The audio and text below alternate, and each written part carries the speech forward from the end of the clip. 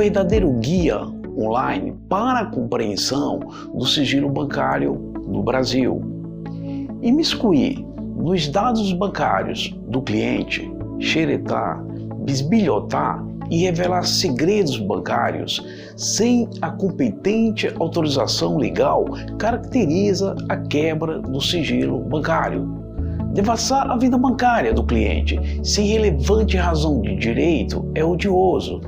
A quebra espraia seus efeitos e tem implicações nas áreas do direito penal, pois é crime, na área do direito civil, pode gerar vultosa indenização por danos morais, e na área administrativa, demissão do bancário.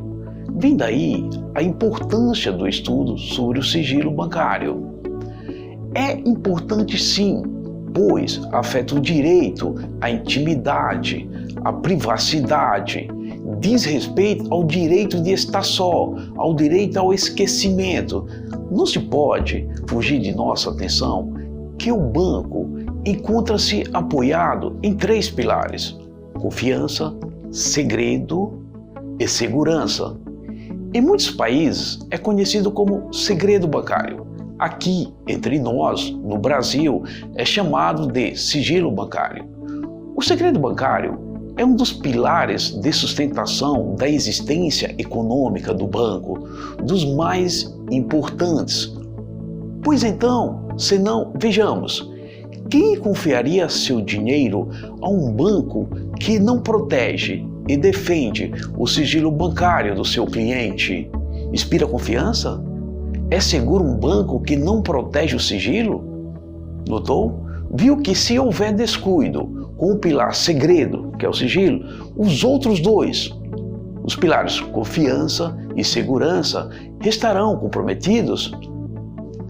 Perde-se no tempo a origem do sigilo bancário e é bastante controvertida. Os confrontes das informações históricas dão conta que nasceu da necessidade de proteger as atividades bancárias. No passado, não tão distante, os bancos contratavam bancários analfabetos com receio da quebra do sigilo.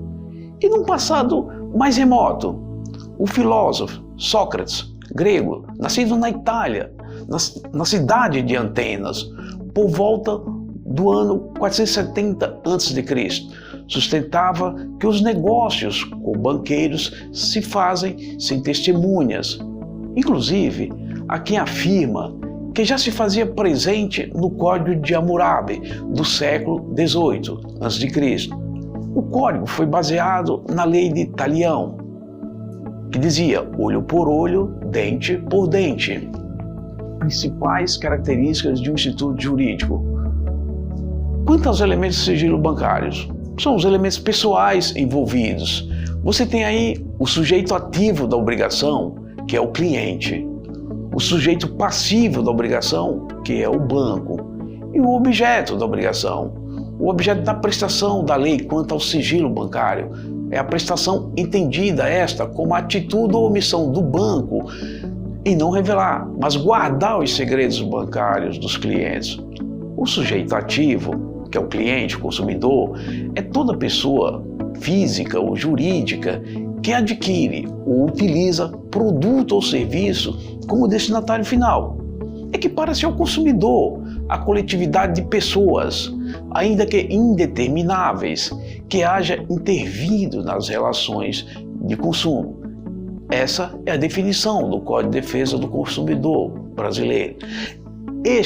O consumidor, por equiparação, é, por exemplo, o que usou o terminal eletrônico de autoatendimento do banco só para pagar um boleto.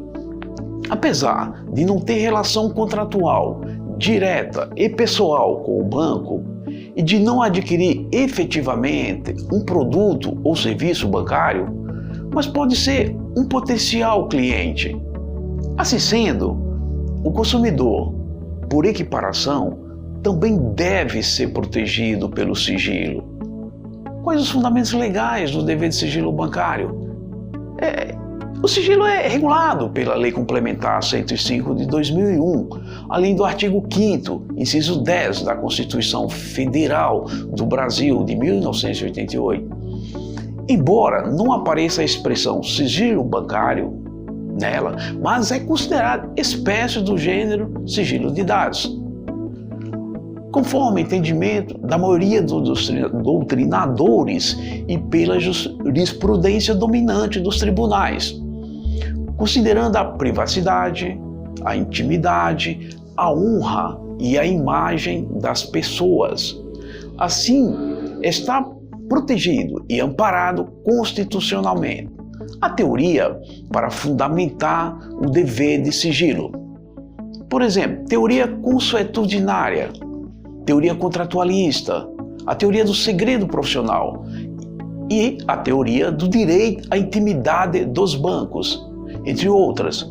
Esta última é novidadeira, nascida na Itália, enquanto as outras são favoráveis aos clientes, oferecendo defesa e proteção.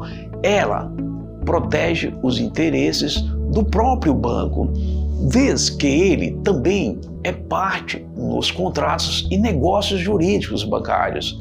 É ele quem corre o risco do negócio e está sujeito a risco de toda sorte, inclusive ao risco legal.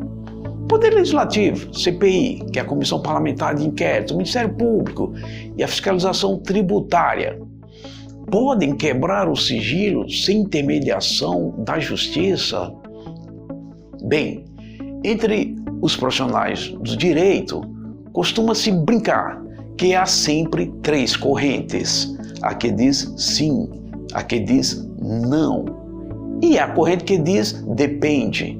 Eu sou partidário da que diz não e não mudei de parecer ainda, pois órgãos considera a falta de imparcialidade deste órgão em função de ser parte interessada no caso concreto. Mas os julgados dos tribunais brasileiros e boa parte da doutrina dizem sim, é possível quebrar sem ordem judicial, obedecendo a alguns critérios. Sigilo bancário. O que se entende por sigilo bancário? Bem, são vários autores estudiosos do assunto, autores estrangeiros e nacionais. Entre nós, quem melhor estudou o tema foi Sérgio Carlos Covelho. Para ele, sigilo bancário é a obrigação que têm os bancos de não revelar, salvo justa causa, as informações que venham a obter em virtude de sua atividade profissional. Arnold Wald também conceitua o sigilo bancário assim: é a obrigação de descrição imposta aos bancos e aos seus funcionários em todos os negócios dos seus clientes, abrangendo o presente e o passado, os credores, a abertura e o fechamento das contas e sua movimentação. E na definição do professor Nelson Abrão, é a obrigação do banqueiro, a benefício do cliente, de não revelar certos fatos, atos, cifras ou outras informações de que teve conhecimento por ocasião de sua atividade bancária, e notadamente aqueles que concernem a seu cliente, sob pena de sanções muito rigorosas, civis, penais ou disciplinadoras. Quanto aos autores estrangeiros, pode ser referidos o autor português, jurista Alberto Luiz, o mexicano Otávio Hernandes e outros.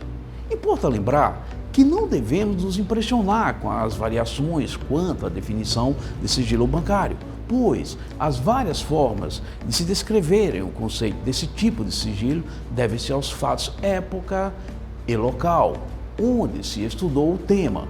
Porém, o que devemos compreender é que sigilo bancário é obrigação ou dever jurídico que cabe ao banco em não revelar, sem autorização do cliente ou da justiça, os dados e informações conhecidas e obtidas em função do seu negócio comercial e bancário. A origem do sigilo bancário. Qual é a origem etimológica da palavra sigilo? A palavra sigilo vem do latim sigillum, que significa selo, marca, dando ideia de algo que se encontra sob selo, selado. Como nasceu o sigilo bancário? Nasceu com o desenvolvimento das práticas e desenvolvimento das atividades bancárias. Ele é bastante antigo. As operações bancárias, depósito bancário, crédito, etc., baseavam-se na confiança depositada no cliente e no banqueiro para integrar o cumprimento das obrigações. Vale ressaltar que no início o sigilo bancário não era imposição jurídica, um dever legal imposto aos bancos.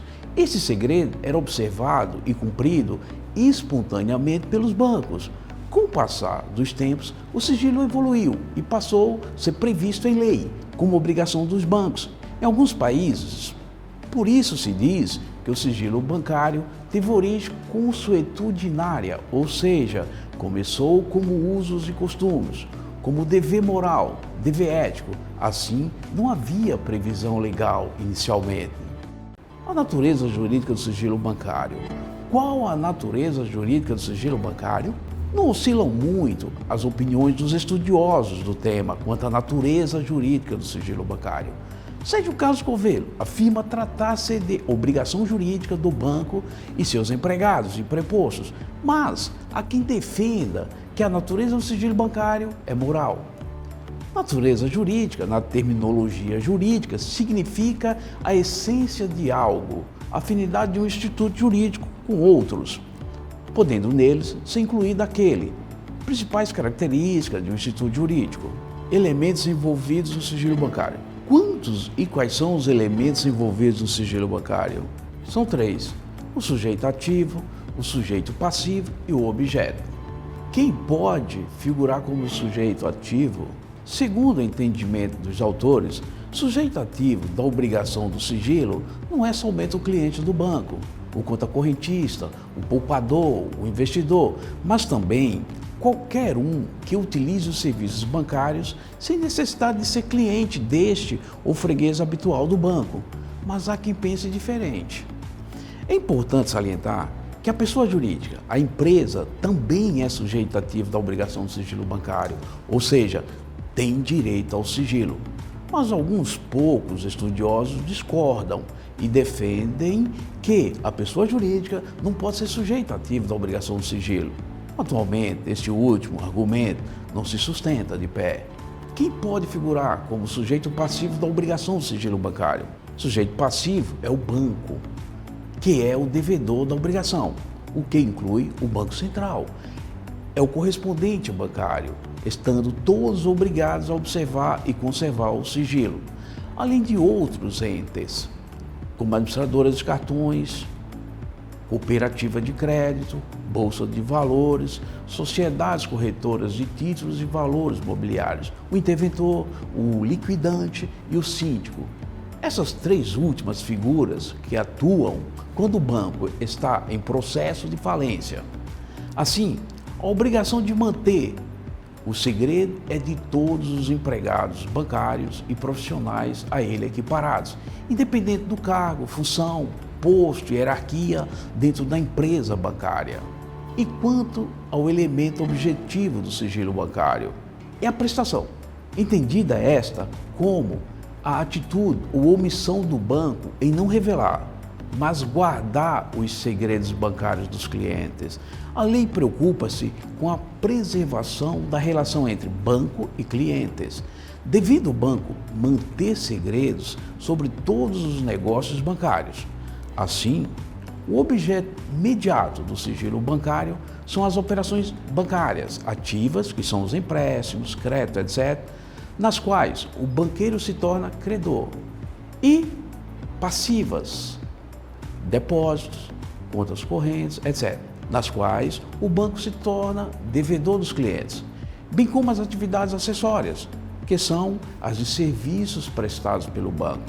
Todas estão sob a proteção do sigilo e diz respeito à intimidade do indivíduo, da pessoa, do cliente. Fundamento legal do sigilo bancário. Qual era o fundamento jurídico do sigilo bancário? Qual o porquê, o motivo, a razão jurídica de existir o direito ao sigilo bancário? Realmente é importante saber em que se baseia este direito, até porque é bom para conhecer o tamanho do nosso direito ao sigilo. Não é tarefa fácil precisar qual o fundamento. Muitos autores apresentaram seus estudos a respeito e ainda assim esse é um assunto polêmico.